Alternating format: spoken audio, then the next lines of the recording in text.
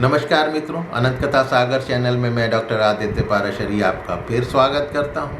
पंचतंत्र की कहानियों को आगे बढ़ाते हुए तीसरे अध्याय की कहानियां चल रही हैं और आज की कहानी का शीर्षक है घर का भेदी।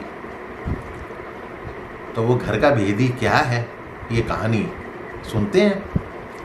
एक नगर में देवशक्ति नाम का राजा रहता था। उसके पुत्र के पेट में एक सांप चला गया। उस सांप ने वहीं अपना बिल बना लिया था। पेट में बैठे सांप के कारण उसके शरीर का प्रतिदिन क्षय होता जा रहा था। बहुत उपचार करने के बाद भी जब कोई सुधार नहीं हुआ तो अत्यंत निराश होकर राजपुत्र अपने राज्य से बहुत दूर दूसरे प्रदेश में चला गया और वहाँ सामान्य भिखारी की तरह मंदिर में रहने लगा। उस प्रदेश के राजा बलि की दो नौजवान लड़कियां थीं। वो दोनों प्रतिदिन सुबह अपने पिता को प्रणाम करने आती थी। तो उसमें से एक राजा को नमस्कार करती हुई कहती थी, महाराज जय हो, आपकी कृपा से ही संसार के सब सुख हैं। तो दूसरी कहती थी, महाराज ईश्वर आपके कर्मों का फल दे। दूसरी के वचन को सुनकर महाराज क्रोधित हो जाता था। एक दिन इसी क्रोधावेश में उसने मंत्री को बुलाकर आज्ञा दी कि मंत्री इस कटु बोलने वाली लड़की को किसी गरीब परदेसी के हाथ में दे दो, जिससे ये अपने कर्मों का फल स्वयं चखे। मंत्रियों ने राजा आज्ञा से उस लड़की का विवाह मंदिर में एक सामान्य भिखारी की तरह ठहरे परदेसी राजपुत्र के साथ कर दिया। अब राजकुमारी ने उसे ही अपना पति मानकर सेवा करनी शुरू कर दी और दोनों ने उस देश को छोड़ दिया। थोड़ी दूर जाने पर वो एक तालाब के किनारे ठहरे। वहाँ राजपुत्र को छोड़कर उसकी पत्नी पास के गांव से घी, तेल, अन्न आदि सौदा लेने गई। सौदा लेकर जब वो वापस आ रही थी तब उसने देखा कि उसका पति तालाब से कुछ दूरी पर एक सांप के बिल के पास सो रहा है। उसके मुख से एक फनियल सांप बाहर निकलकर हवा खा रहा था। एक दूसरा सांप भी अपने बिल से निकलकर फन फैलाए वहीं बैठा था। दोनों में बातचीत हो रही थी। अब देखिए दोनों सांप जो है आपस में बातचीत कर रहे हैं। पंचतंत्र की कथाओं में जानवर के चरित्र जो हैं वो अवश्य हैं। अब बिल वाला सांप जो है पेट वाले सांप से कह रहा था, दुष्ट, तू इतने सर्वांग सुंदर राजकुमार का जीवन क्यों नष्ट कर रहा है भाई?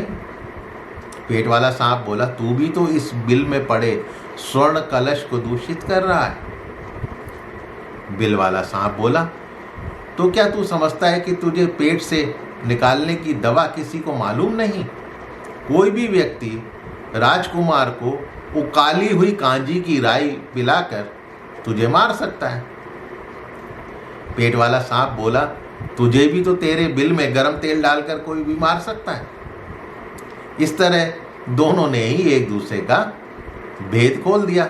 अब वो जो राजकन्या थी वो सुन रही थी, दोनों की बातें सुन रही थी। अब आप सोचेंगे कि वो कैसे सुन सकती है कि नाग आपस में क्या बात कर रहे हैं। तो भाई उन दिनों कुछ के पास ये एक हुनर होता था कि वो जानवरों की, पशु पक्षियों की बातें समझ लेते थे, वो क्या आपस में बातें कर रहे हैं। इसमें वाल्मीकि रामायण की भी एक कथा है जिसमें कैकेयी के पिता को ये महारत हासिल थी कि पक्षी आपस में क्या बात कर रहे हैं उनको समझ में आ जाता था।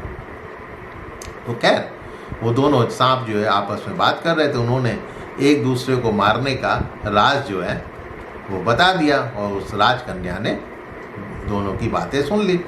उसने उनकी बताई विधियों से ही दोनों का नाश कर दिया। ठीक है, अपने पति को तो उसने जो है वो कांजी पिलाई तो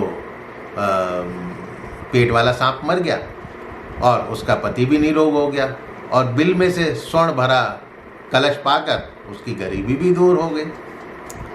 तब दोनों अपने देश को चल दिए। राजपुत्र के माता पिता दोनों ने उसका स्वागत किया। अब देखिए अरिमर्दन ने भी प्राकार कर्ण की बात का समर्थन करते हुए यही निश्चय किया कि स्थिर जीवी की हत्या ना की जाए। रक्ताक्ष का उलूक राज के इस निश्चय से गहरा मतभेद था।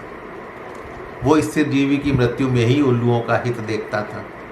अतः उसने अपनी सम्मति प्रकट करते हुए अन्य मंत्रियों से कहा, तुम अपनी मूर्खता से उलूक वंश का नाश कर दोगे, किंतु रक्ताक्ष की बात पर किसी ने ध्यान नहीं दिया।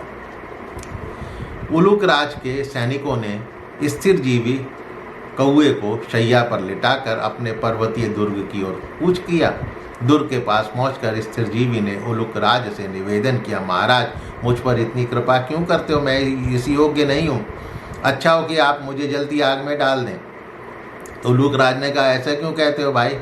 स्थिर जीवी बोला, स्वामी आग में जलकर मेरे पापों का प्रायश्चित हो जाएगा। मैं चाहता हूँ कि मेरा वायसत्व आग में नष्ट हो जाए और मुझ में उलूकत्व आ जाए, मतलब मैं उल्लुओं के जो है कैरेक्टर मेरे अंदर आ जाए, तभी मैं उस पापी मेघवर्ण से बदला ले सकूंगा।